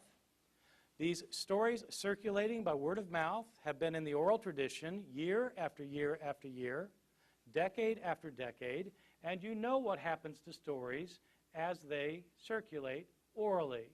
Stories change. The stories about Jesus changed in the oral tradition. No one doubts that, because we have lots of stories about Jesus from the early church that nobody thinks actually happened. Where did these stories come from? From the infancy Gospel of Thomas or the Gospel of Peter? Someone made them up. In our earliest sources, Matthew, Mark, Luke, and John, we have stories, many of which are at odds with one another. Why? Because people are changing the stories. These are not simply peripheral changes of unimportant details. Often the changes in the stories about Jesus are of the greatest moment. The Gospel of John is the only gospel that explicitly identifies Jesus as God, and the only gospel in which Jesus himself calls himself God. Matthew, Mark, Luke do not have Jesus call himself God. If our earliest Gospels, Matthew, Mark, and Luke, thought Jesus was God and thought that he called himself God, wouldn't that be a rather remarkable thing to leave out of a Gospel? They just forgot to report that part? It seems to me that the important aspects of the Gospels have been changed over time, and this includes the stories of the death and resurrection of Jesus. It's not a red herring to consider the quality of our sources. The sources are the only things that we have. I also want to emphasize that we have other sources about other people in antiquity that talk about their miracles. If you want to grant these Christian sources what they have to say about miracles, then what do you do about the sources that talk about Apollonius of Tyana, or Honi the circle drawer, or Hanina Mendoza, or Vespasian. Most important, though, historians base their findings on probabilities. Mike wants to argue that there are 4 methods that one follows, one of which is plausibility. Without hypothesizing the existence of God, or, if you will, without believing in God, the resurrection doesn't make sense. Mike might want to argue that an alien could have done it. I would like to know what historical grounds he has for deciding that the alien hypothesis is worse than the God hypothesis. I can think of theological grounds for thinking this, but what are the historical grounds for thinking it? This, in fact, is a theological judgment. Mike, on several occasions, couldn't stop himself by admitting that he thinks God is involved. Why crucifixion? Because that's what God chose. Why the resurrection? Because God did it. Mike is operating as a theologian. This is fine. Theologians can talk about the resurrection of Jesus and emphasize that it's the most important aspect of the Christian religion. But when they emphasize that Jesus was raised from the dead, they're making a theological judgment about something that God did. They are not making a historical judgment that can be verified by historians. If historians could verify it, university professors who teach history would all believe it. They don't believe it. They're historians, and they know that you cannot establish miracle on the basis of historical evidence. Thank you very much.